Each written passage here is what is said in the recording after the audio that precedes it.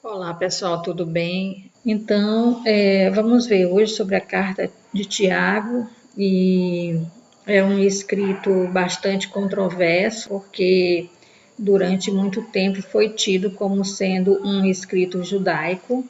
Alguns estudiosos acabaram por acusar o escrito de ser um escrito judaico, que algum cristão teria se apossado do escrito judaico e, e colocado duas vezes o nome de Jesus lá para disfarçar. Isso não pode se sustentar, essa acusação, que apesar dele não estar o tempo todo falando em Jesus Cristo, Cristo Jesus, como Paulo, a proposta dele é uma proposta realmente da forma como um judeu cristão vivia sua fé, entendia sua fé. Então, é um escrito de um judeu cristão, é um escrito de um judeu que não crê em Cristo, mas é um escrito de um judeu cristão, tá? E então ele foi conhecido com o nome de carta, mas na realidade é uma homilia, não é?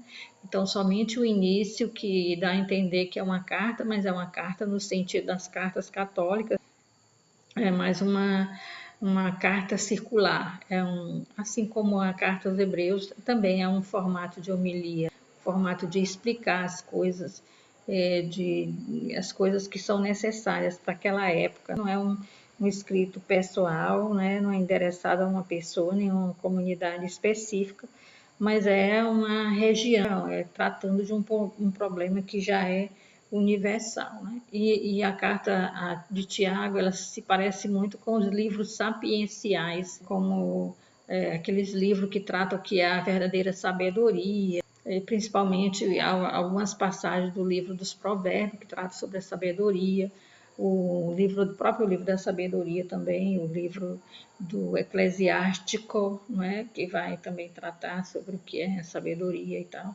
E assuntos práticos, como é próprio da literatura sapiencial, porque a literatura sapiencial, não sei se vocês lembram dos livros sapienciais, mas a sabedoria para o israelita é uma sabedoria prática, como se conduzir na vida.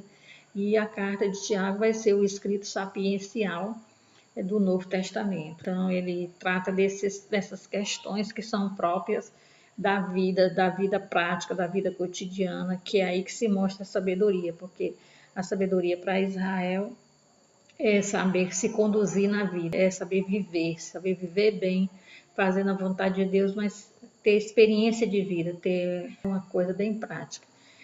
E a carta, ela se caracteriza, um modo de argumentar, se caracteriza pela diatribe. O que é a diatribe? É praticamente, assim, da maneira mais fácil de explicar, é que quando se imagina um opositor. Então, estou escrevendo um livro, imagino que alguém é um adversário que pensa o contrário de mim, então imagino que os argumentos dele, imagino que ele está falando e já dou a resposta, né? Então, é muito comum na carta de Tiago dizer assim, tu me dirás, mas tu responderás isso. Então ele dialoga com uma pessoa invisível que está na cabeça dele, né, que poderia fazer objeções ao que ele está dizendo.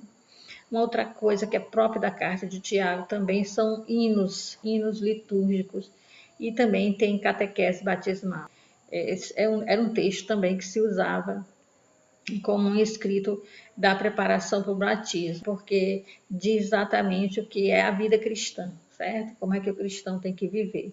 Uma coisa que é muito prática, já que é um escrito judaico-cristão, são os hebraísmos, são várias palavras que são em hebraico, que são difíceis de traduzir para o grego, que às vezes o grego só muda as letras, mas deixa lá do jeito que está. Tem isso também, tem expressões, não é, que são profundamente hebraicas. Mostra que é um escrito de um judeu cristão.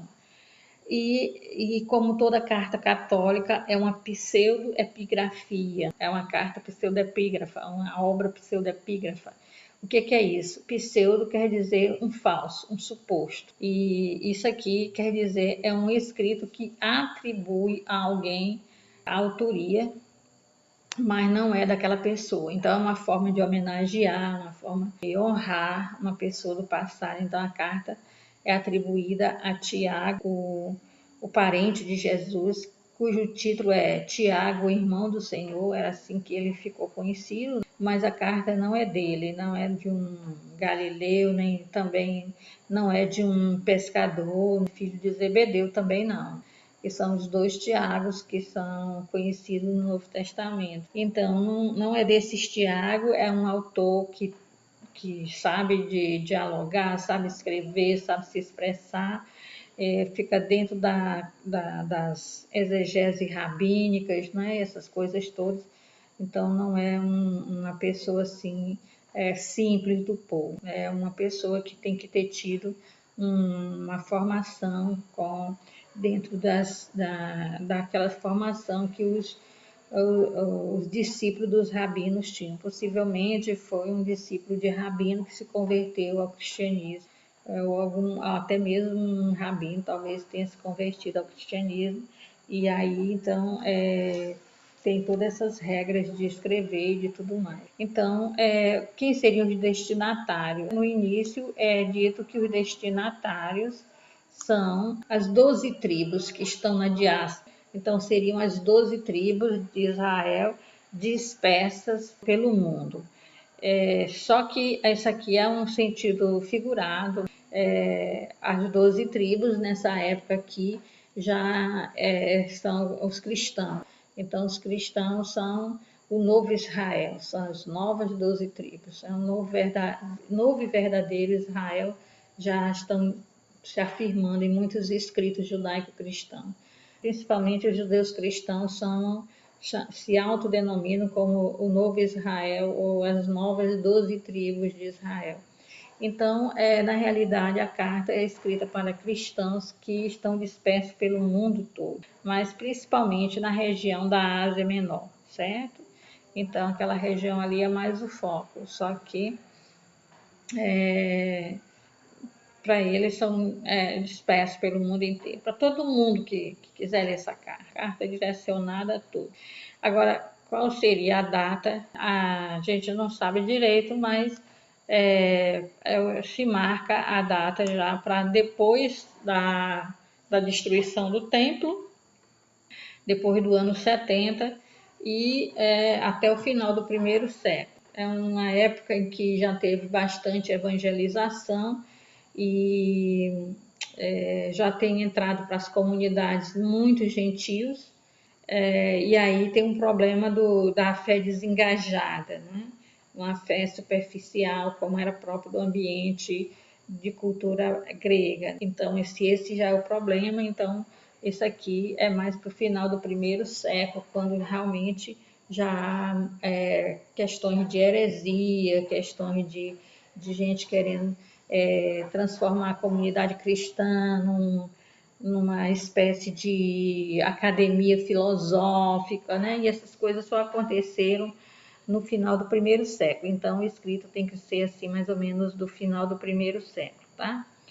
Tem muitas pessoas que querem que a carta de Tiago seja o primeiro escrito do Novo Testamento, antes mesmo da primeira carta de Paulo aos Tessalonicenses. Sabe por quê? Principalmente pessoas do ambiente da teologia protestante.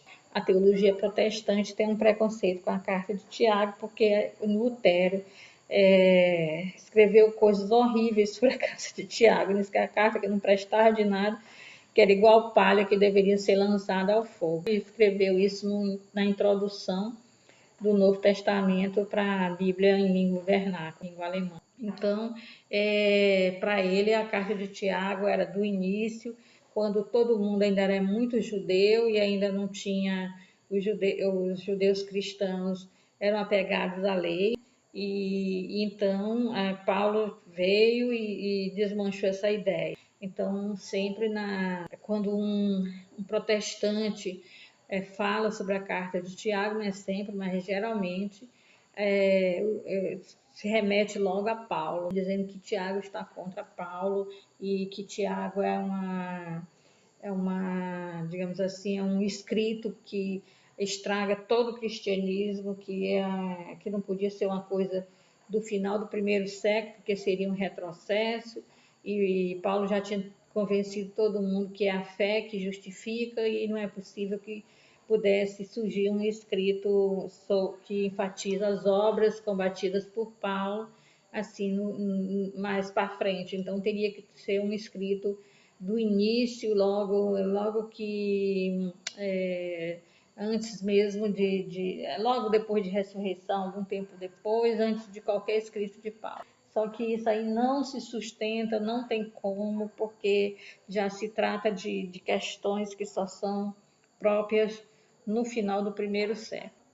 A gente vai ver aí se será que realmente Paulo e Tiago são opostos no sentido dessa carta. E também as pessoas confundem muito o autor da carta com aquele Tiago que é citado no Atos dos Apóstolos e que Paulo acaba discutindo algumas coisas com ele. Não se trata desse Tiago, não é o Tiago, bispo de Jerusalém, que escreveu essa carta. Essa carta é uma homenagem a um apóstolo chamado Tiago, ou então a carta, o Tiago era o nome mais comum naquela época, porque a palavra Tiago e Jacobo em grego quer dizer Jacó em hebraico, forma de falar Jacó em hebraico. Qual é o judeu que não queria se chamar Jacó, o nome do pai do povo? Então, não se trata daquele Tiago, bispo de Jerusalém. Vou passar um texto que discute a autoria da carta com vocês. Eu não vou perder meu tempo agora, vocês podem ler isso no texto que eu fiz para vocês, tá?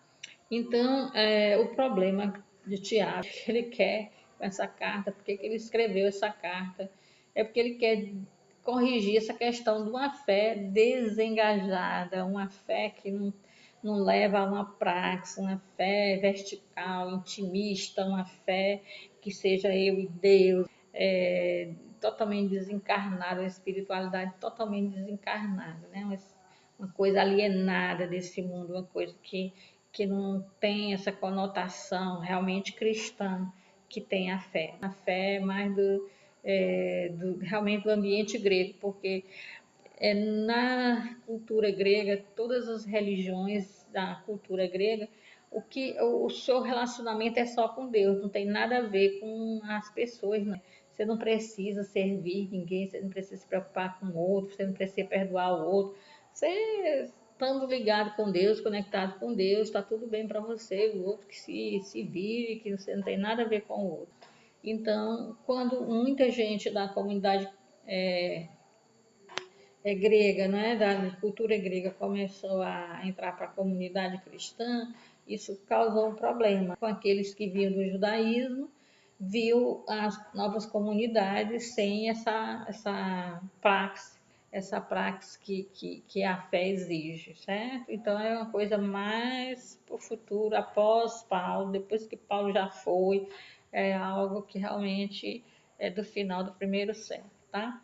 Então, é isso que ele quer fazer, é corrigir. Então, por isso que o centro aqui da carta é a fé prática. Então, a fé, ela tem que ser prática, ela tem que ter as obras. Não existe uma fé cristã que não tenha uma praxe, então esteja envolvida por uma praxe.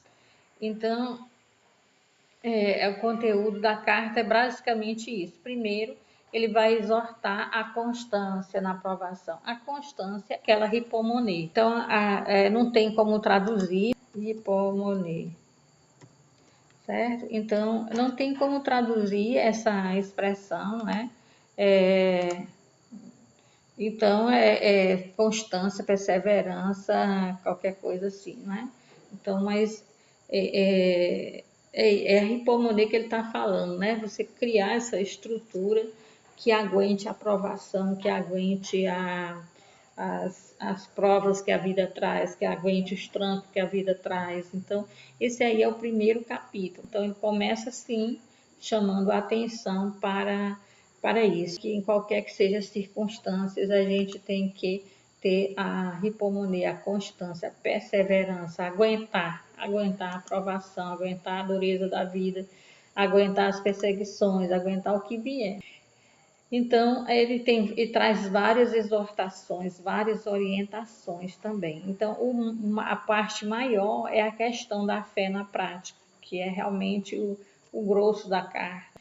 e aí tem as orientações finais, mas a carta praticamente é essa questão da fé na prática. Então, veja bem, aqui na América Latina a gente fala muito sobre as questões de a fé e vida, né? Fé e vida. Então, é muito comum falar fé e vida, unir a fé com a vida. Para a carta de Tiago é muito mais do que isso. Para a carta de Tiago, fé é vida, é um estilo de viver, é um modo de viver. Na realidade, eu acho que a carta de Tiago foi colocada no cânon logo após a carta aos Hebreus, porque ao final da carta aos Hebreus, que é realmente o capítulo 11, aí 12, 13, essa questão da fé, da perseverança, de colocar as coisas em prática, que o culto verdadeiro é uma prática, a forma de fazermos Eucaristia, de dar ação de graça, tem a ver com compaixão, tem a ver com fraternidade, tem a ver com uma vida, uma prática da vida. Para Tiago, como ele está dentro desse contexto judaico, da mesma forma que o autor de Hebreus está muito dentro do contexto judaico, a fé é a vida, é um modo de viver, não é um sentimento apenas, mas é um modo de viver. Né? E então, a gente já tendo consciência disso, a gente pode passar para aquela pergunta que é a grande confusão sobre a questão da justificação. Então, a carta de Tiago que é uma carta maravilhosa, é um escrito assim, uma coisa incrível que é a carta de Tiago. Eu sempre me empolgo muito quando eu falo sobre a carta de Tiago. A gente não tem muito tempo, né? E a gente tem que falar de todas as cartas, e a mais complexa era a carta aos Hebreus, a gente passou mais tempo. Mas a carta de Tiago só tem 5 capítulos, mas se ela for bem esmiuçada, ela tem muito ensinamento para nos dar. Eu tenho assim um desejo de montar um curso bem longo, de extensão, para não ter prazo de terminar, sobre a carta de Tiago, porque ela é um escrito maravilhoso. Então, a grande questão é que Tiago foi mal interpretado, tanto pela teologia da reforma como a teologia da contra-reforma. A teologia da reforma, os protestantes, principalmente Lutero, escreveu muito contra a carta de Tiago, que ele queria trazer a salvação pelas obras. E aí a Igreja Católica, na Contra-Reforma, dizia: Tiago está certo, tem que ser mesmo assim. Então, Tiago nunca quis nada disso, os protestantes estavam enganados, Tiago não queria colocar a salvação pelas obras, e nem também os católicos que combatiam os protestantes na época também estavam errados. Tiago não dá ênfase em obras como eram as obras da igreja naquele tempo, como tanto a igreja quanto Lutero entendiam o significado de obra. Tiago fala de outro tipo de coisa que a gente tem que entender. Então, para a gente entender a polêmica de Lutero, a polêmica da justificação. A grande questão da reforma é a questão da justificação, ou seja, o que é que me considera aceitável por Deus? O que é que faz com que eu realmente tenha a aprovação divina, né? Quer dizer, a justificação seria isso, né? Justificação significa ser considerado justo ou aceitável por Deus, correto, agindo de acordo com o que Deus quer. Então, o que faz a justificação? Para a Igreja Católica, a justificação tinha a ver com... Aliás, ela nem falava em justificação, né? Ela falava mais em salvação mesmo. E o importante era ir para o céu. O importante era ir para o céu para a Igreja Católica, e tinha várias formas de coisa que se podia fazer para ir para o céu. Muita penitência, autoflagelação, silício, indulgências, mandar celebrar 1000 missas e outras práticas assim que fazer com que a pessoa se sentisse tranquilo, porque se morresse iria para o céu, não iria para o inferno. A preocupação era não ir para o inferno. Não era em ser uma pessoa que agradasse a Deus, que Deus pudesse olhar e dizer o que disse para Jesus no batismo. Este é meu filho amado, eu tenho nele todo o meu afeto, eu me comprazo nele, eu me realizo no que ele faz, no que ele é. Então as pessoas não estavam preocupadas se estava agradando a Deus ou não estava agradando a Deus, elas queriam ir para o céu. E aí a Igreja Católica assegurava o céu para essas pessoas através de sacramento, através de várias práticas de mortificação e tudo. Então tudo isso eram obras que levava para o céu. Enquanto isso, Lutero estava preocupado com a justificação, com a questão de agradar a Deus. Que ele pega esse tema da teologia paulina, principalmente da carta aos Gálatas, carta aos Romanos, que tratam da justificação. Então, ele pergunta, né, o que justifica. O que justifica alguém? E aí, Lutero encontra nas cartas de Paulo que a justificação é pela fé. É quando a gente tem uma fé em Cristo, que realmente a gente é justificado. Então, é isso que ele encontrou nas cartas de Paulo. Agora eu quero saber o seguinte, sobre o que Paulo fala. O que é que Paulo diz? Vamos perguntar as cartas de Paulo para a gente saber se Paulo e Tiago estão em oposição, né? Se há uma oposição entre Paulo e Tiago, com qual dos dois a gente vai concordar. Então, veja o seguinte, que sobre o que Paulo fala. Paulo fala exatamente que a justificação é com base, a justificação não é com base nas obras da lei. A justificação é em virtude da fé em Cristo. Eu ia fazer uma pergunta, mas eu vou tirar aqui o ponto de interrogação. A justificação não é com base nas obras da lei, que Paulo diz, mas é em virtude da fé em Cristo. A justificação não é com base nas obras da lei, mas gratuitamente, em virtude da fé de Cristo. Agora, os protestantes falam em virtude da fé em Cristo. Então, é complicado, não é bem isso não, que Paulo está dizendo. Não é assim que Paulo está dizendo. Ele está dizendo não é fé em Cristo. Ele está dizendo que a justificação é algo que é gratuito. Então, eu não tenho que fazer nada para ser justificado, certo? Não tem que fazer nada. Aliás, eu não conseguiria fazer nada. Que essas obras da lei, se eu praticar todas as obras da lei, eu não vou conseguir ser justificado. Mas a justificação vem pela fé de Cristo e não em Cristo.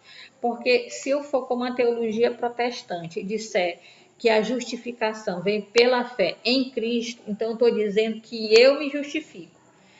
Eu creio em Cristo, então a minha fé em Cristo me justifica. Mas Paulo não diz isso, certo? Paulo diz fé de Cristo, ou seja, é a fidelidade de Cristo que me justifica. Então o que acontece? A fidelidade de Cristo. Fé no sentido de fidelidade, pistes, fidelidade de Cristo. Fé que é fidelidade. Fé e fidelidade é a mesma palavra em grego.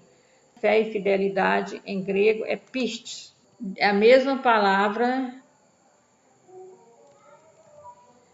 para dizer as duas coisas, fé e fidelidade. Então, o que acontece?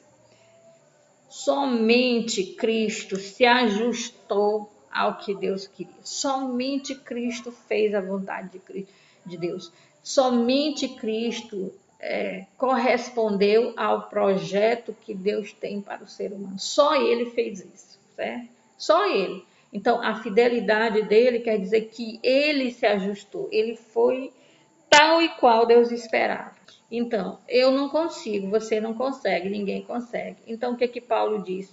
Não adianta a gente ficar tentando, porque a gente não vai conseguir. Então, o que que a gente tem?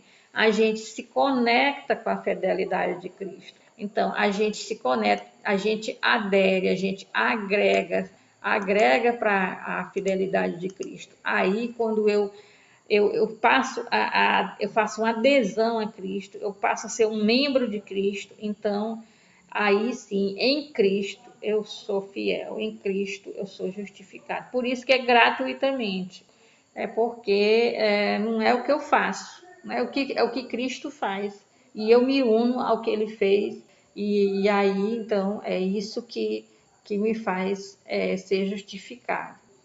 Então, retomando, Paulo diz que não são as obras da lei que justificam, mas a fidelidade de Cristo é que nos justifica, justifica cada um de nós. Agora nós temos um problema, já sabemos o que é justificação, já sabemos que é a fé de Cristo que justifica, mas falta esse negócio do que é obras da lei, porque isso aí é o fundamental para saber se Tiago e Paulo estão se combatendo, estão escrevendo o oposto, um oposto do outro, que seriam as chamadas obras da lei. Que negócio de obra da lei é isso? Aí é que está que Lutero confundiu obras da lei com a lei toda, a Torá, o Pentateuco. E aí, por isso, ele dizia, ainda hoje tem alguns evangélicos que dizem, eu não estou debaixo da lei, eu estou debaixo da graça. Eu não estou debaixo da maldição da lei, eu estou debaixo da graça, da bênção, que é a graça de Cristo. Mas aí a gente precisa saber o que é obras da lei, porque Paulo diz na questão da justificação, ele diz que nós não somos justificados pelas obras da lei. É uma palavra de Paulo isso aí. Então, as obras da lei, a expressão obra da lei, é uma expressão em grego que quer dizer que se escreve, se pronuncia ergo nomo, obras da lei. Ergo nomo, obras, e nomo é o genitivo, então da lei. Nomos é lei. Então essa expressão obras da lei, ergo nomo, aparece 6 vezes nas cartas de Paulo. Aliás, 8 vezes, porque são 6 vezes em Gálatas, 2,16, 3, 2, 3, 5, 3, 10. Então nós temos aqui, tem às vezes, no mesmo versículo aparece 2 vezes. Então, um versículo, 2, 3, 4. Só que aparece 2 vezes em um versículo. Então, as obras da lei aparecem 6 vezes em Gálatas, nesses 4 versículos aí, certo? E aparece 2 vezes em Romanos, Romanos 3:20, Romanos 3:28. Então, quando a gente lê esses textos das cartas de Paulo, a gente percebe que ele não está falando da lei, da Torá, do Pentateuco, não. Ele está falando daqueles emblemas, daquelas coisas que os judeus enfatizavam na época dele. Que emblemas são esses? Por exemplo, emblemas que têm a ver com, digamos assim, circuncisão. Ele queria se amostrar, todo judeu queria se amostrar. Eu sou circuncidado. Eu não sou igual aqueles incircuncisos. Fazia comparação entre eles e os gentios, como se os gentios fossem impuros porque não tinham sido circuncidados. A outra coisa, a prática do sábado era uma coisa que eles mostravam. Eu sou um cumpridor do sábado, eu não sou como essas pessoas que não cumprem o sábado, eu faço o que Deus quer. O sistema de puro e impuro, o puro e impuro, era outro sistema, outro emblema. Então, emblema é tudo aquilo que eu me orgulho, eu me orgulho de ser desse jeito, é aquilo que eu faço questão de enfatizar. Então, esses emblemas, aqui temos aqui alguns, né? Por exemplo, outra coisa, o alimento, ou seja, aquilo que hoje no judaísmo chama de kashrut. Kashrut. O que é kashrut? É o alimento adequado do judaísmo. Então, para os judeus, eu não posso comer qualquer coisa, eu tenho que comer o que está lá na Torá, né? O alimento adequado. E vários outros emblemas aí que ele jogava na cara das pessoas, que eles eram tais e os outros não eram. Principalmente os judaizantes. Paulo escreve essas coisas para combater os judaizantes, que os judaizantes, inclusive, exigiam a circuncisão de qualquer pessoa para poder entrar no cristianismo. Então, as obras da lei são esses emblemas que caracterizam o judaísmo. E esses emblemas, eles enfatizam uma separação entre judeu e grego, puro e impuro, povo de Deus, povo que não é de Deus. E exatamente essa separação foi que Cristo veio abolir. Então, por isso que Paulo tinha ódio, digamos assim, desses emblemas, dessas obras da lei. Então, se eu perguntar em algum lugar, num questionário, uma coisa, o que são obras da lei? Obras da lei são aquelas coisas do judaísmo que eram coisas que os judeus enfatizavam como sendo assim, do tipo, eu sou tal e você não é ninguém, porque eu sou assim, porque eu sou circuncidado, porque eu pratico o sábado, etc, etc. Todos esses emblemas, essas obras da lei, são um sistema de mérito. Então, eles pensavam que isso aqui, praticar essas coisas, garantia para eles méritos para eles serem aceitos na vida eterna. Era uma forma de entrar na vida eterna. Então, por isso que Paulo fala que isso aí não justifica. Eles fazem isso para poder entrar na vida eterna, quando na realidade isso aqui não leva ninguém para a vida eterna, ao contrário, isso aqui cria discórdia entre as pessoas e tudo mais. Então, na realidade, obras da lei é uma forma que Paulo tem para dizer a expressão legalismo. Não tem como dizer essa expressão em grego, então obras da lei significa legalismo. É uma forma de dizer isso. O legalismo daquela época, exagero, né, no cumprimento da Torá, porque quando você vai ver a lei de Moisés, isso aqui, essas coisas aqui não são fundamentais. Elas estão lá, mas elas não são. O sábado foi feito para o homem, o sábado foi criado para que o homem não fosse escravo. Isso aqui foi criado, essa questão do puro e impuro, por uma questão de higiene, de saúde, para evitar que as pessoas ficassem contagiadas e várias outras coisas. A circuncisão foi criada por causa da questão da procriação, porque às vezes sempre os judeus casaram muito jovem, homem e mulher muito jovem, às vezes com 18 anos eles se casavam, mais tardar um homem se casava com 18 anos, e ambos tinham que ser virgens. E então, às vezes, o homem tinha problemas para procriar, porque ele tinha um problema de fimose, e para eles ter filhos era fundamental. Então, para evitar esse problema na vida adulta, eles circuncidavam no 8º dia. Então, não era uma questão.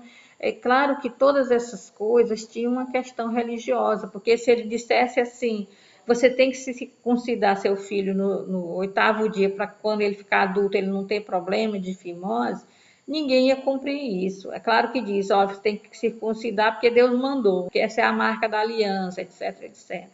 Mas essas questões são todas secundárias. Se a criança fosse muito fraquinho, recém-nascido, e não pudesse circuncidar, não circuncidava. Então, essas coisas não eram tão necessárias, mas para o legalismo da época de Paulo, isso aqui é fundamental, né? Isso aqui é que leva para a vida eterna e tal. Isso aí é só um legalismo, é um sistema de méritos, e nós não temos mérito nenhum que nos leve para a vida eterna. É Deus que nos dá a vida eterna, não é coisa que a gente consegue, é uma coisa que nos é dada. Então, agora nós já entendemos o que Paulo está dizendo sobre as obras da lei. Agora só falta a gente saber se Tiago está combatendo Paulo ou não. Então, em Tiago 2,19 diz o seguinte, que é mais ou menos o centro da carta de Tiago. Ele diz assim, porque assim como o corpo, sem o espírito, o corpo sem o espírito está morto, certo? O corpo sem o espírito está morto. Então, a fé, certo? Sem as obras, está morta, tá? Então, digamos o seguinte, aqui nós vamos entender o que Tiago está querendo dizer. Primeira coisa, a palavra obras é só obras, não é obras da lei. Paulo fala em obras da lei. Tiago nunca fala em obras da lei. Então, Tiago nunca fala sobre esses emblemas. Quando ele fala obras, ele está falando numa praxe, num modo de viver. A palavra obras que aparece nessa frase não tem nada a ver com essas obras da lei que Paulo fala. Então vamos ver aqui, entender Tiago. Ele diz assim, assim como o corpo sem o espírito, certo? Sem o espírito está morto. Então eu tenho aqui a palavra corpo, tá? Tem a palavra corpo e eu tenho a palavra aqui espírito. E nós temos aí a relação entre eles. Como é que se dá a relação entre eles? É que o espírito é que faz com que o corpo fique vivo. Sem o espírito, o corpo está morto. Certo? Agora, se eu for comparar com a fé e as obras, corpo e espírito, com fé e obra, eu colocaria aqui embaixo o seguinte, já que o corpo é uma coisa concreta que a gente pode pegar e tudo mais, então eu colocaria aqui a palavra obras. Então, obras teria a ver com corpo, porque obras é aquilo que eu faço. Por exemplo, se eu escuto uma pessoa, se eu dou conselhos para a pessoa, se eu faço uma caridade para a pessoa, se eu faço alguma coisa assistencialista, uma cesta básica, essas coisas, tudo isso aí são obras, né? São uma praxe. Se eu perdoo, Então, a obra é uma coisa concreta que a gente faz. Como o corpo é uma coisa concreta, então eu colocaria aqui embaixo a questão, o corpo bem embaixo aqui da obra, tá certo? Eu colocaria aí, certo? E aqui, como o espírito não pode ser visto, então aqui eu colocaria a fé. Opa! Colocaria aí a fé.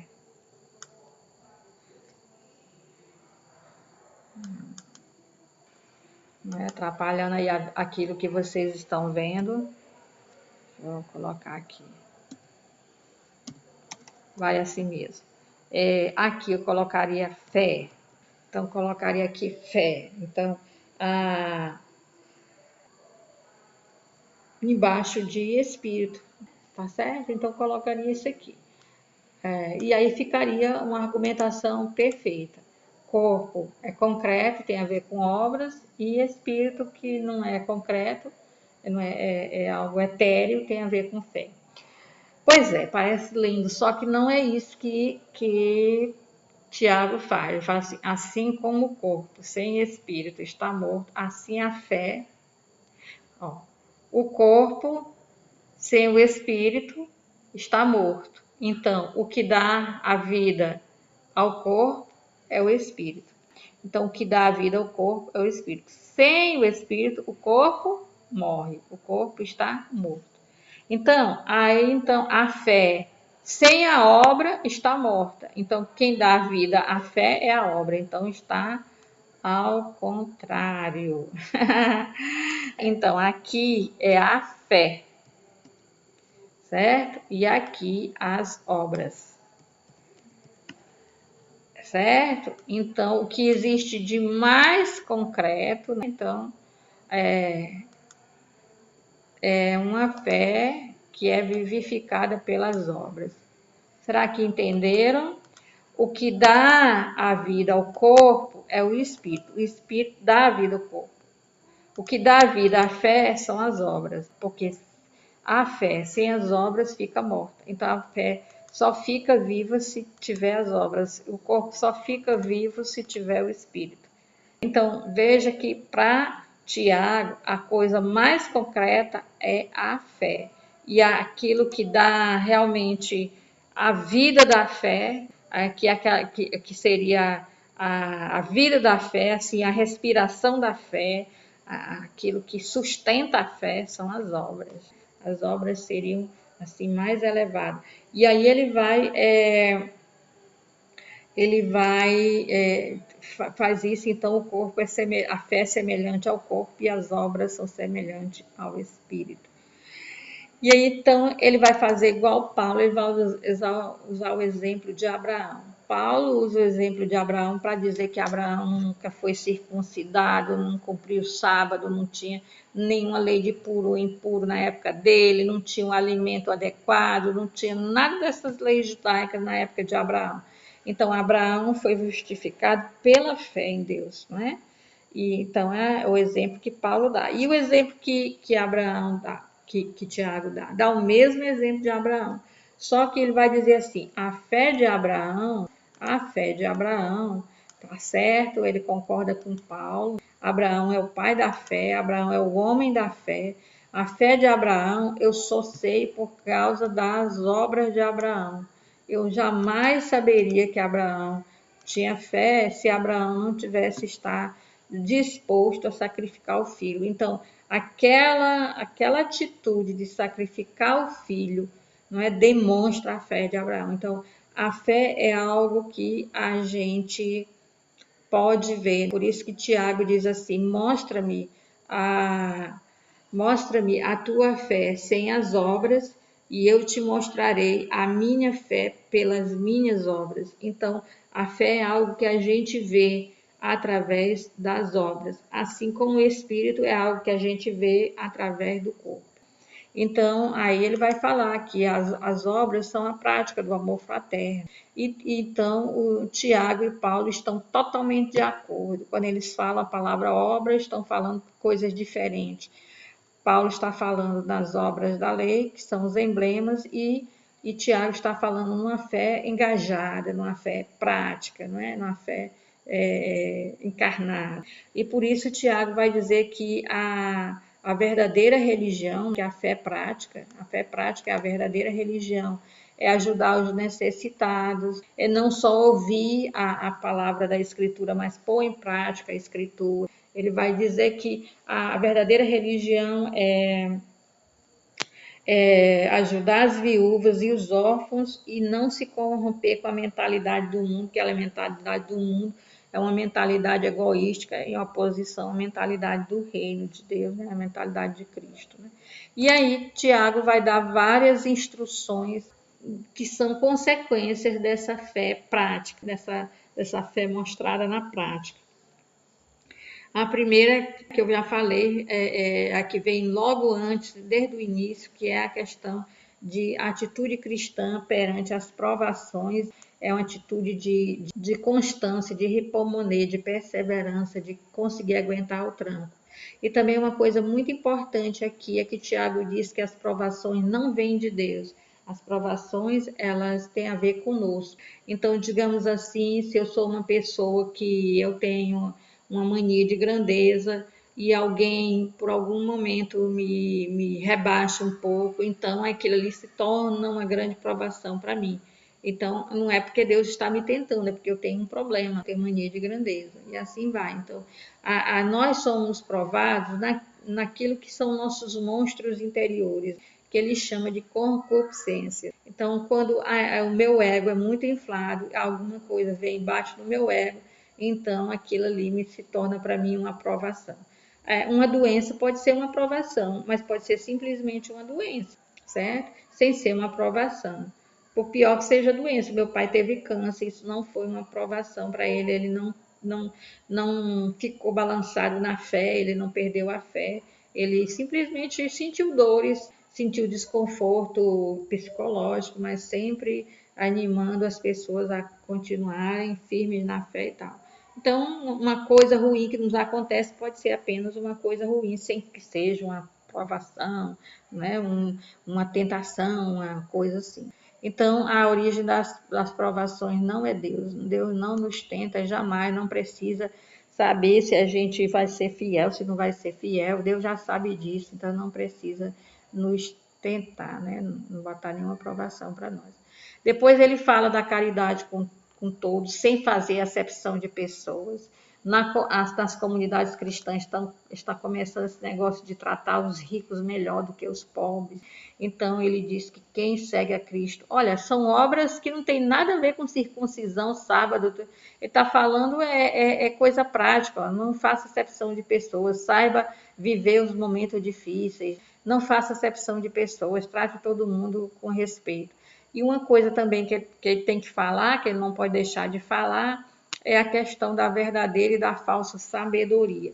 Porque as pessoas estão entrando na comunidade cristã e tentando fazer dali um ringue, né? Um campo de batalha para saber quem é mais sábio, quem não é mais sábio, quem explica melhor a escritura, quem não explica melhor, né? Comparar quem faz a explicação da escritura, quem tem mais filosofia, mais retórica na hora de explicar as escrituras, estão fazendo uma confusão. E ele diz assim: vocês todos querem ser mestres, cuidado que quanto mais é dado a uma pessoa, mais é cobrado. Vocês não podem todos ser mestres.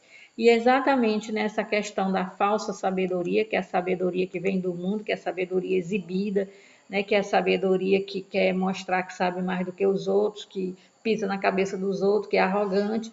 Isso aí é tratado junto com o problema da língua, que controlar a língua. Então, controlar a língua não é uma questão de um texto sobre os tagarelas, não é isso, é controlar a língua nas grandes discussões filosóficas que tinha lá, que cada um quer ser mais mestre do que o outro, no sentido de que as pessoas querem ser mais sabidas do que as outras. E aí tem a questão da discórdia. A discórdia é exatamente a falta da sabedoria divina. Então, a discórdia entra como sendo o oposto à verdadeira sabedoria.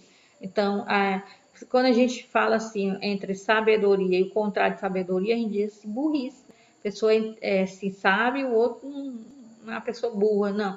Para ele, uma é a pessoa sábia e o contrário é a pessoa que tem discórdia, que promove discórdia, que cria confusão, cria confusão porque quer ser mais do que os outros, quer saber mais do que os outros. Isso aí não é uma verdadeira sabedoria, é uma sabedoria falsa sabedoria e é discórdia.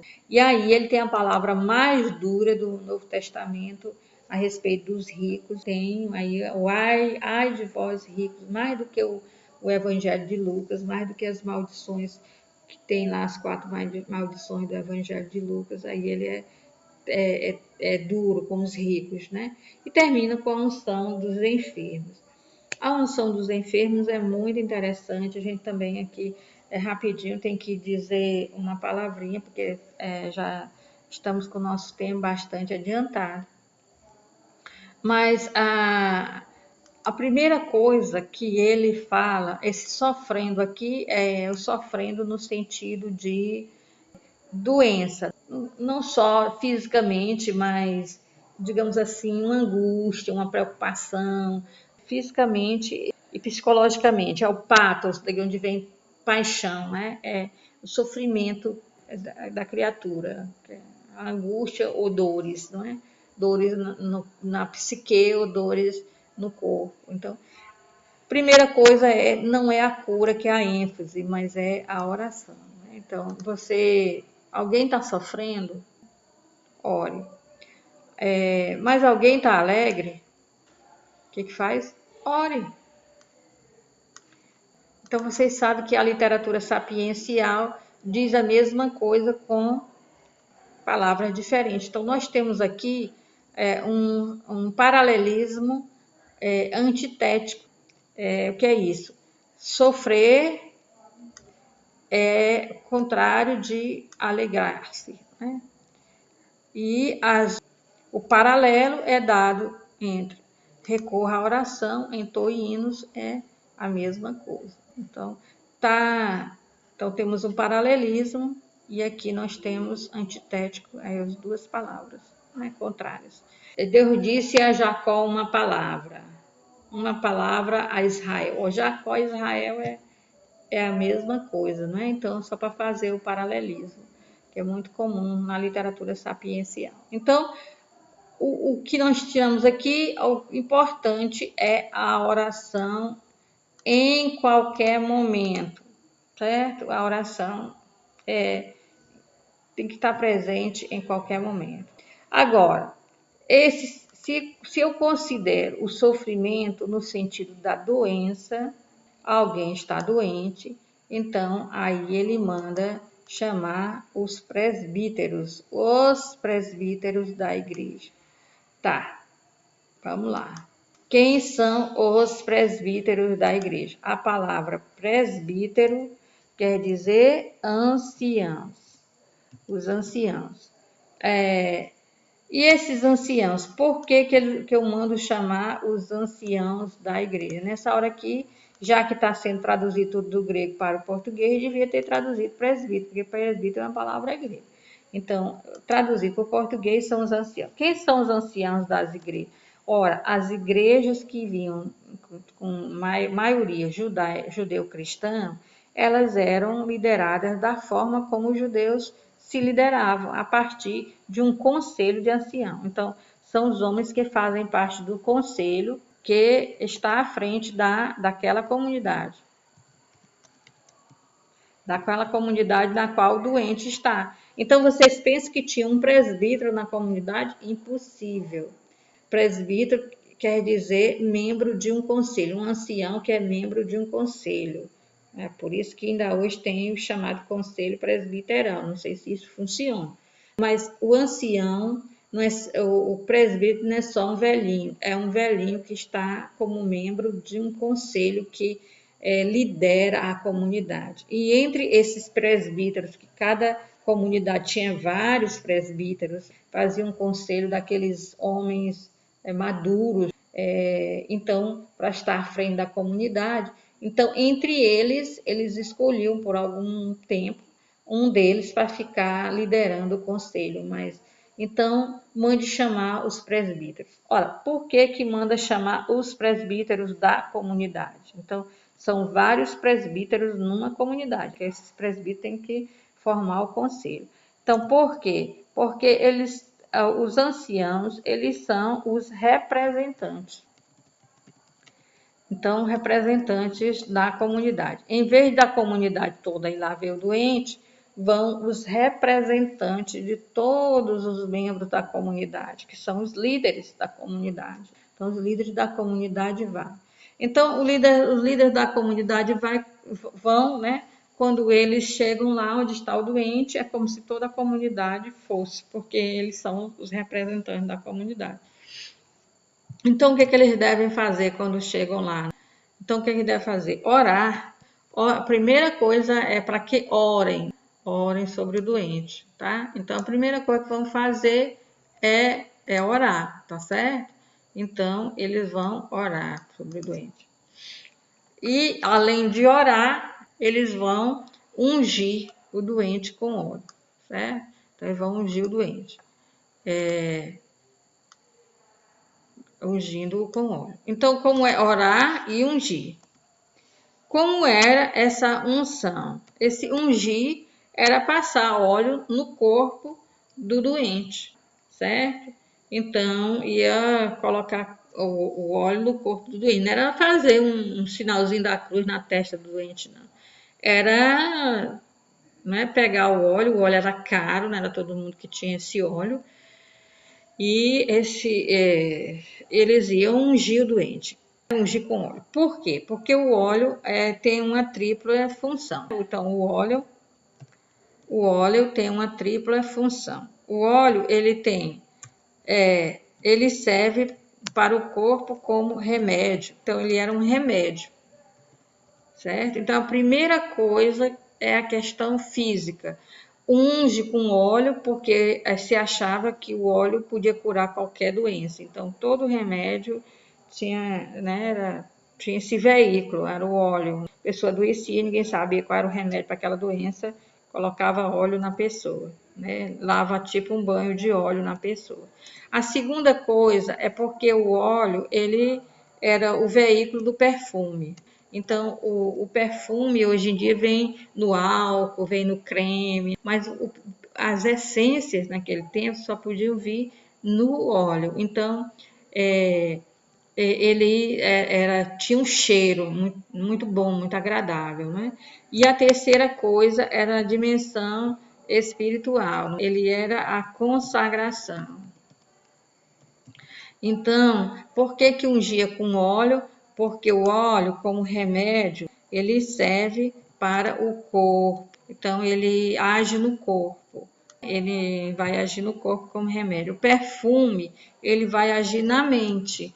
Porque na hora que sentir aquele perfume, as pessoas que estão doentes vão parar de pensar na própria doença e vão ter boas recordações, boas memórias, porque só se usava perfume em grandes momentos, como momento de alegria, como uma festa de casamento, uma coisa assim. Então, traz recordação, dá um conforto psicológico, um conforto, um consolo. A pessoa começa a sentir aquele cheiro e lembra do dia do casamento, do dia que o filho nasceu, quando fez uma festa e se perfumou e tal. E o óleo, no sentido da consagração, tem a questão do espírito. Então, nós temos aqui o óleo atingindo o ser humano na sua tripla dimensão, corpo, mente e espírito. Então, é por isso que ungia com óleo. Então, hoje em dia, um presbítero que dá o maior trabalho para ele, né? Espero que com vocês não seja assim, mas a gente luta para convencer um padre a ir ver um doente que esteve o tempo todo trabalhando, engajado na paróquia, o padre não quer ir ver, às vezes morre sem o sacramento. Eu não posso dar sacramento, então só posso ir lá visitar, levar a Eucaristia junto com a ministra, dar uma força para a família, mas a família quer a unção dos enfermos, então já é um trabalhão para o padre ir. E às vezes fica tarde demais para ele ir, quando já eu vou tal dia e um dia antes a pessoa morre. Então, mas ir lá só para porque o óleo tem que consagra o espírito, mas não quer saber se a pessoa tem um consolo psíquico, né? Quer dizer, não conversa, não traz à mente da pessoa momentos maravilhosos e tudo, não se preocupa com a dimensão psicológica da doença. Se for só para fazer um X, uma cruz na testa da pessoa, não é bem isso que é a unção dos enfermos que Tiago pensou. E outra coisa, não pergunta se a família está conseguindo comprar os remédios, se está precisando, no caso do idoso, se está precisando de fraldas geriátricas, não se preocupa nada com essa questão médica. Também não é isso que está na mente de Tiago. Tiago está vendo a pessoa como um todo, o doente como um todo, que tem necessidades tridimensionais, né, nas suas três formas de constituição do ser humano.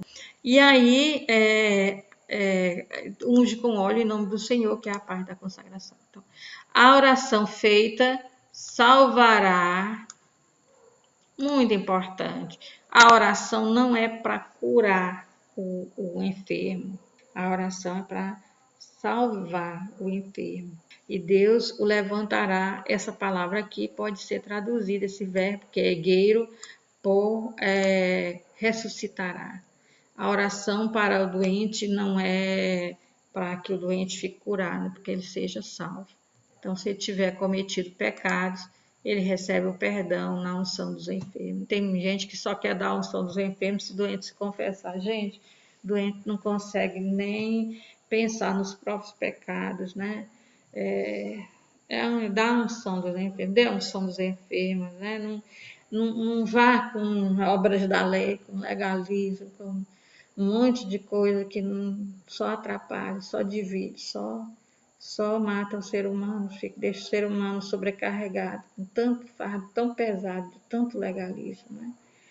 Então é isso. Então é isso aí. Eu vou passar o texto para vocês e aí vocês leem aí sobre a carta de Tiago, uma carta pequenina, né? 5 capítulos, mas tão bonita, tão maravilhosa, tão atual. Fiquem na paz de Deus, tudo de bom para vocês.